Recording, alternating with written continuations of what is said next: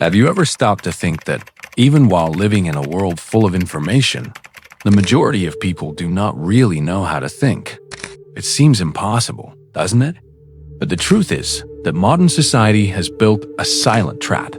We are flooded with news, social media, and ready-made opinions, while the ability to question, reflect, and discern is lost. Imagine spending hours consuming content and, in the end, realizing that your mind is conditioned to repeat patterns that are not even yours. But there is a way to escape this invisible cycle, and it begins with something so simple that many ignore: the awareness of what really influences us. What you are about to discover will change the way you see information, freedom, and even yourself. If topics like psychology, philosophy, and the darkness of the human soul interest you, subscribe to the channel now. We live in a time when the word truth has lost strength, replaced by what sounds more convenient. George Orwell had already noticed this long ago when he wrote Animal Farm. He was not only talking about a farm with animals, but about ordinary people like you and me, trapped in narratives that seem liberating, but that hide invisible chains. What seemed like just a children's fable was, in fact, a cruel mirror of our present. Think about how many times you believed in a beautiful speech, but deep down it only served to manipulate. That is how history begins, with promises of equality, freedom, and justice. But little by little, the narrative starts to distort, like a painting being repainted until nothing remains of the original work. Orwell shows us that tyrannies do not arrive with bombs and soldiers, but with soft words that anesthetize critical sense. The old pig, when speaking in the barn, talked about a future without chains, without whips, without men to exploit the animals. And look, who would not feel inspired by this dream? Most of us have also believed in promises from leaders, bosses, or even people close to us who claim to want the best for everyone. The problem is not in hope itself, but in what we do with it after the enthusiasm fades. This is the point where Orwell's critique touches us deeply. Hope, when not accompanied by vigilance and reflection, turns into naivety. And naivety is the raw material of manipulation. It is like when you go into a social network and see ready-made phrases, manufactured outrage, and opinions that seem yours, but were placed there by someone who will never know you. Just like the animals, we repeat without questioning. What Orwell made clear is that danger begins in the detail. Simplified slogans, repeated speeches, small concessions to power. First, it seems harmless, then inevitable. Until one day, when you look around, you no longer know if the idea you defend is really yours or just something that was implanted. It is at this moment that the invisible thread of control is already wrapped around your neck. Perhaps you have already felt this in work, when an absurd rule is imposed and everyone accepts it without complaint. Or at home, when the family repeats beliefs without ever stopping to ask if they make sense. It is in this kind of routine that Orwell's fable becomes real. You do not need soldiers or bars. It is enough for people to get used to the absurd, and there it is. The farm is already formed. And here is the scariest part. The animals in the fable did not realize when the revolution turned into tyranny. Everything happened little by little, almost imperceptibly. A change in the rules, a new enemy invented, a leader who seemed protective but only wanted power. And if you stop to think, how many times has this already happened in our world, in our society, even in our personal relationships? The question Orwell leaves us with is disturbing. Are we already living this same fable without realizing it?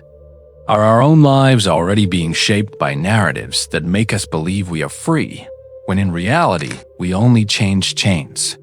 Perhaps it is precisely at this point that we need to look more closely at the next aspect of the story, where manipulation begins to become routine. George Orwell was not just a writer. He was a man who saw the future with frightening precision. While many lived numbed by propaganda, Orwell denounced, with sharp words, the hidden power of language. He understood that whoever controls the meaning of words also controls the way we think.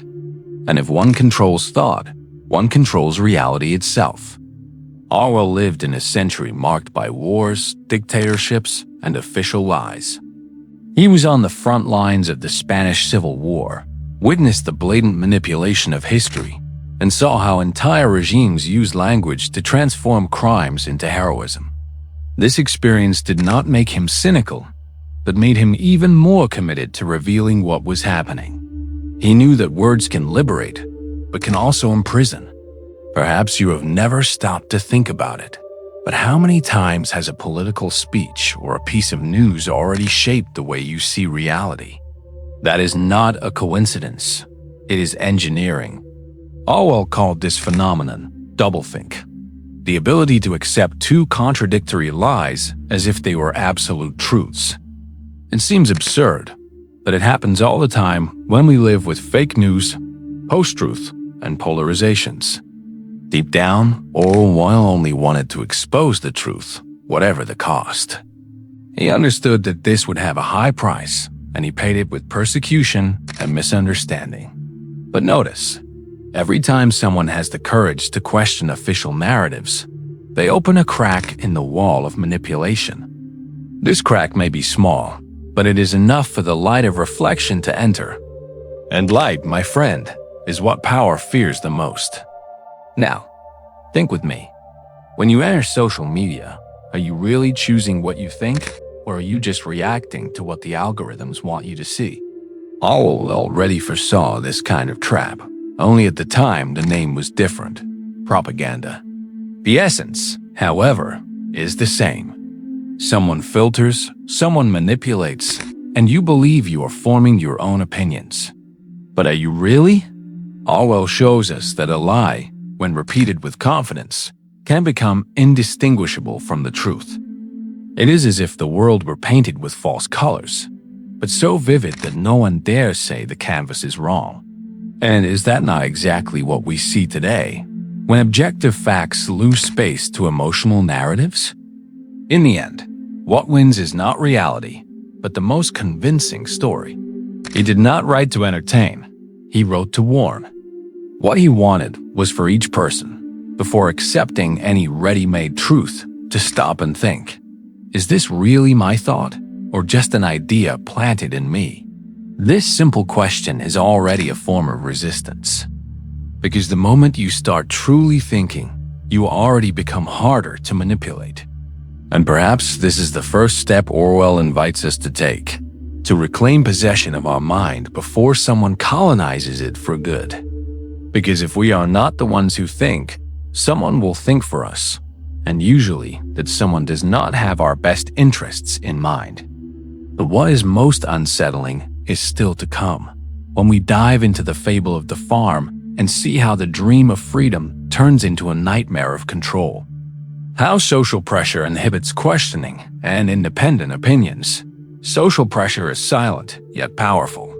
From an early age, we learn to seek approval, to avoid conflict, and to fit into groups.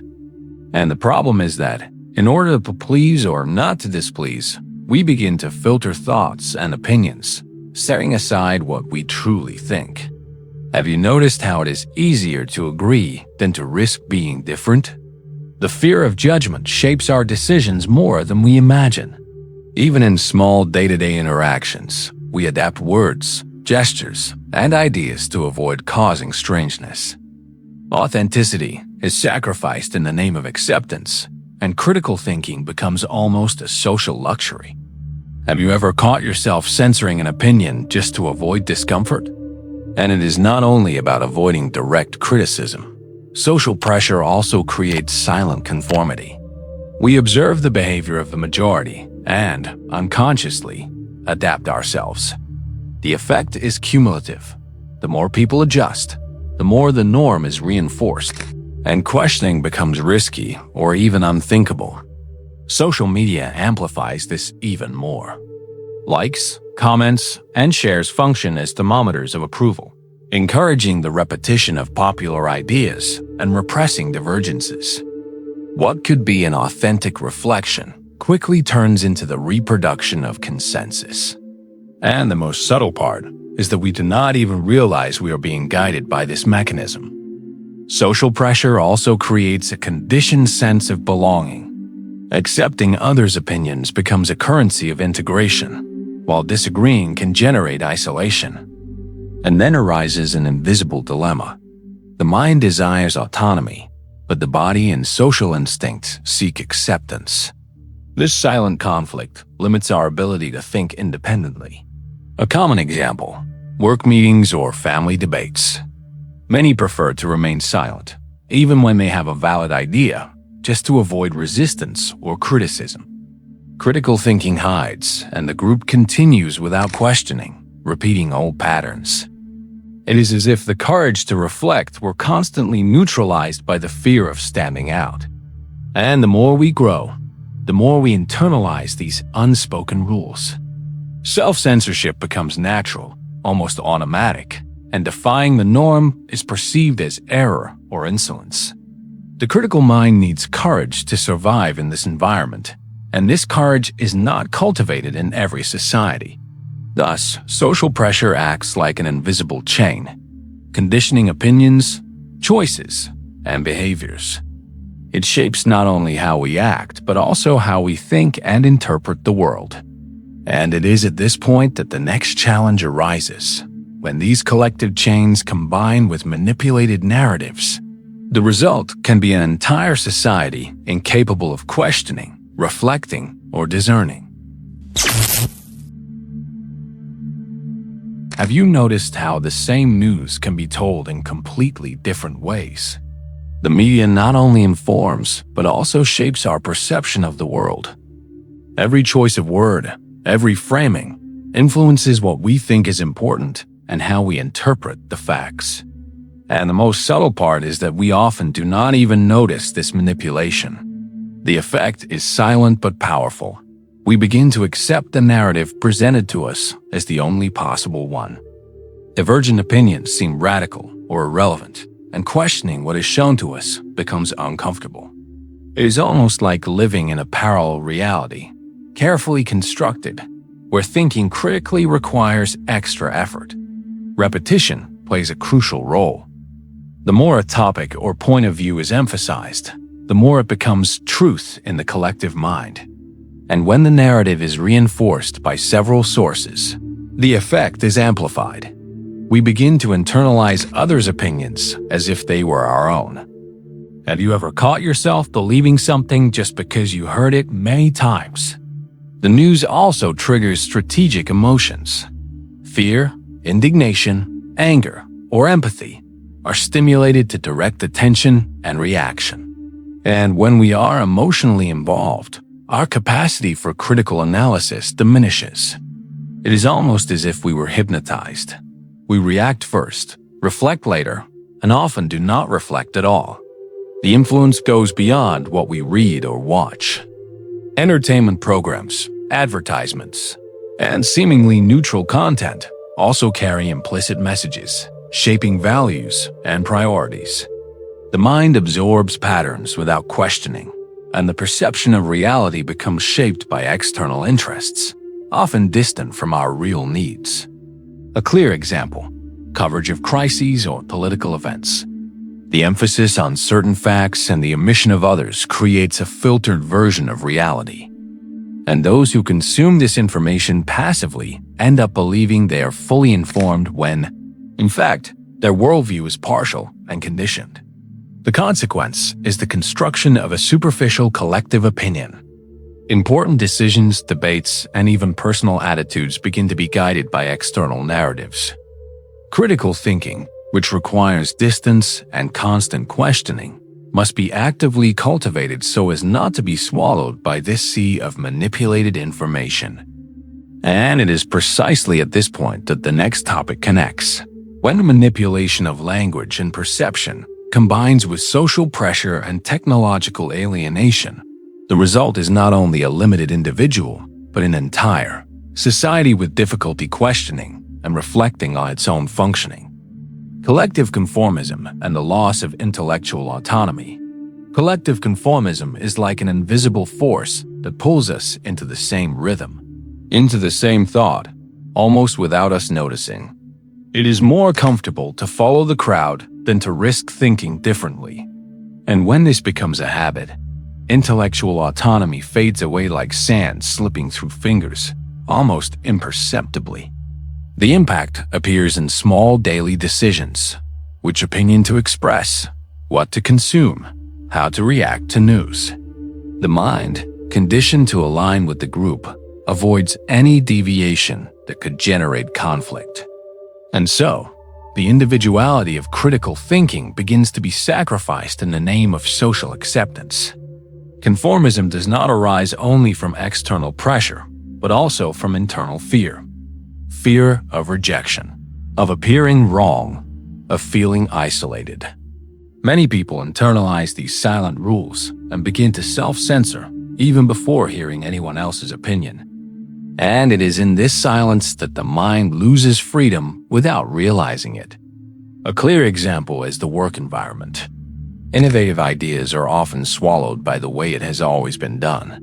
Those who dare to question feel out of place, and the repetition of the same solutions creates a rigid, almost standardized mindset. And thus, critical thinking is suffocated in an almost imperceptible way. The media and social networks reinforce this behavior. Trends and popular opinions function as an invisible thermometer. We follow the current because it is easier, safer, more accepted. And the problem is that the safety of conformism comes at the expense of mental independence. Another effect of collective conformism is the creation of artificial consensuses. When everyone follows the same flow of ideas, questioning becomes risky or demotivating. The risk is not only being disagreeable, but being marginalized by the group, and this, unconsciously, limits our ability for critical reflection. The loss of intellectual autonomy manifests in the way we judge the world. We begin to accept ready-made narratives, to repeat popular opinions, and to avoid the complexity of our own thought. The result is a society of individuals who think in unison, without developing the essential skill of questioning and analyzing deeply. And it is exactly on this ground that the next topic enters. When social pressure, media, technology, and standardized education combine, collective conformism turns into an almost irresistible mechanism, shaping not only individual thought, but the behavior of an entire society. Orwell's warning: a society incapable of thinking for itself. George Orwell left us a silent yet frightening warning. When manipulation, conformism, and alienation combine, an entire society can lose the ability to think for itself, and this is not fiction. It reveals itself in small daily choices, in the repetition of ready-made ideas, in the acceptance of what is imposed. The effect is almost invisible, yet profound. Individuals stop questioning, reflecting, analyzing causes and consequences. They accept superficial narratives and become unconscious puppets of interests they do not even know. And the tragedy is that this spreads like a silent virus, permeating every aspect of social life. Collective alienation does not happen suddenly. It is built gradually, through manipulated language, standardized education, distracting technology, social pressure that conditions. Each element alone would already be concerning, but together, they form an almost invisible trap for the mind. Orwell warns us that the loss of critical thinking is more than intellectual, it is cultural. A society that does not question creates patterns, habits, and norms that become invisible rules, almost natural. And when we realize it, the path of conformity has already been solidly paved. A dangerous detail is that the illusion of freedom persists. People believe they choose, decide, and form opinions when, in fact, many of these decisions are influenced by subtle external forces. Freedom, in this context, is a mask that covers the real limitation of the collective mind. And the most impressive part is how repetition reinforces all this. The more we accept information without filtering, the more we adapt to the pattern, the more we get used to group thinking. And thus, the ability to question, reflect, and create something truly original is silently erased. But Orwell's warning also brings an invitation. Perceiving the mechanism is the first step to escaping it. Recognizing how language, technology, education, and social pressure shape thought opens a window of freedom. And it is at this point that individual consciousness begins to strengthen, even in the midst of a conformist society. And it is exactly from this point of awareness that the next cycle of reflection opens, understanding that critical thinking is not a luxury, but a vital necessity, and that reclaiming intellectual autonomy is an act of courage that can transform not only an individual, but the entire way he connects with the world. We have reached a crucial point. Understanding why modern society makes critical thinking difficult is only the beginning. Now, the question is yours. What did you think of everything we discussed? Were you able to identify how these silent forces already influence your life? And thinking ahead, which other thinker or character would you like us to analyze in depth here on the channel? If you want to keep learning, challenging your ideas, and expanding your mind, do not forget to subscribe and turn on notifications. Only then will you receive the next videos that will show you how to recover autonomy, reflect deeply, and see beyond appearances. These two videos in front of you are not here by chance. And what if everything you believe about yourself is only a reflection of someone else's gaze? Click now on one of the videos beside and start breaking this mirror. You will have to risk the click. So, which one will you choose?